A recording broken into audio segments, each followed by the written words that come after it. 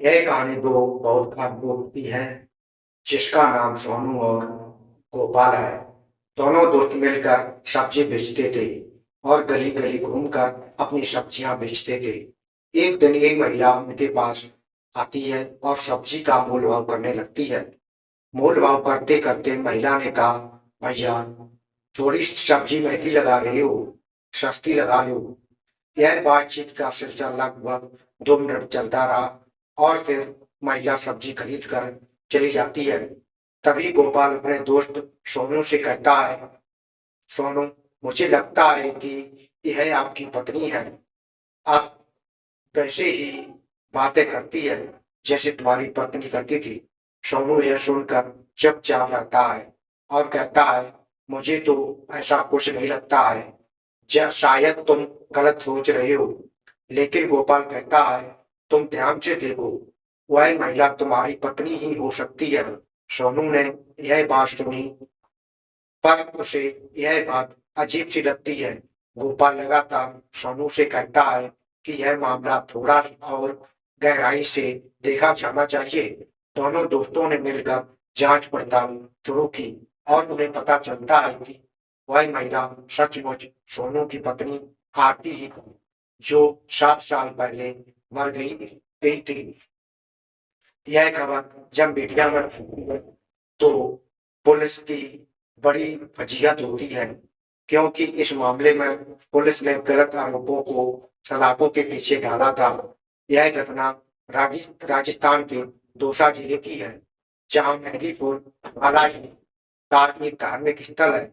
एक दिन सूरज प्रसाद गुप्ता नामक व्यक्ति अपनी पत्नी उर्मिला देवी और बेटी आरती के साथ बालाजी के दर्शन करने आए थे।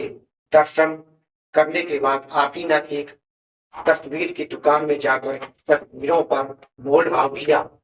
इस समय सोनू और गोपाल वहीं थे। बात करते करते आरती और सोनू की नजरें मिल जाती हैं और दोनों एक दूसरे से दोस्ती करने लगते हैं। यह दोस्ती जल्द ही प्यार में बदल जाती है। कुछ समय बाद आरती अपने घर के बिना बताए भाग जाती है और 5 सितंबर 2015 को अचानक अपनी शादी की सूचना अपने पिता को देती है। लेकिन शादी के 8 दिन बाद आरती अचानक गायब हो जाती है। सोनू अपने ससुराल फोन करता है और फिर आरती के माता पिता उसे ढूंढने लगते हैं। काफी समय बाद सूरज प्रसाद गुप्ता अपनी पत्नी के साथ मथुरा की कोतवाली में रिपोर्ट दर्ज करवाते हैं। लेकिन 6 महीने बाद सूरज प्रसाद गुप्ता को अखबार में एक खबर मिलती है कि मथुरा जिले में एक लड़की की लाश मिली है। वह तुरंत थाने में पहुंचते हैं और कहते हैं कि यह उनकी बेटी आरती हो सकती है। पुलिस जांच शुरू करती है और सोनू और गोपाल को हिरासत में लेती है। जब पुलिस पूछताछ करती है तो दोनों आरोपियों ने जुर्म कबूल कर लिया और कहा कि आरती को उन्होंने ही मारा था। लेकिन बाद में जब यह मामला अदालत में पहुंचता है तो पता चलता है कि आरती जिंदा है और उसने दूसरी शादी कर ली है। पुलिस की गलती के कारण सोनू और गोपाल झूठे आरोपों में जेल में दिया गया था।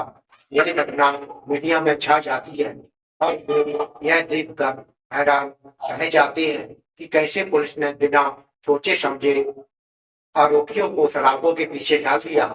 सोनू और गोपाल की जिंदगी पूरी तरह से बदल जाती है। उन्हें समाज से बहिष्कृत कर दिया जाता है और उनके रिश्ते टूट जाते हैं और उनका परिवार कर्ज में डूब जाता है।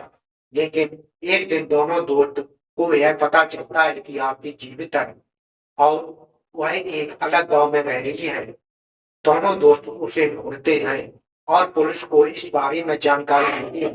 पुलिस ने जब इस मामले को फिर से जांच की तो पता चला कि आरती की हत्या का मामला पूरी तरह से गलत था। दोनों दोस्तों ने अपनी मेहनत से अपने ऊपर लगे आरोपों को बेनकाम साबित किया। यह घटना एक महत्वपूर्ण लिखावट दिख रही थी कि अगर पुलिस किसी मामले की गंभीरता से जांच नहीं करती है तो उनकी जिंदगियों को नुकसान हो सकता है। यह घटना हमें सिखाती है कि कभी भी किसी मामले में जल्दबाजी नहीं करनी चाहिए। और हमें सही तरीके से हर मामले की जांच करनी चाहिए। सोनू और गोपाल की तरह अगर लोग हिम्मत जुटाएं और सही रास्ता अपनाएं, तो बड़ी से बड़ी समस्या का सामना किया जा सकता है। मिलते हैं नई अगली वीडियो में। तब तक के लिए आप अपना और अपने का ख्याल रखें। जय हिंद, जय भारत।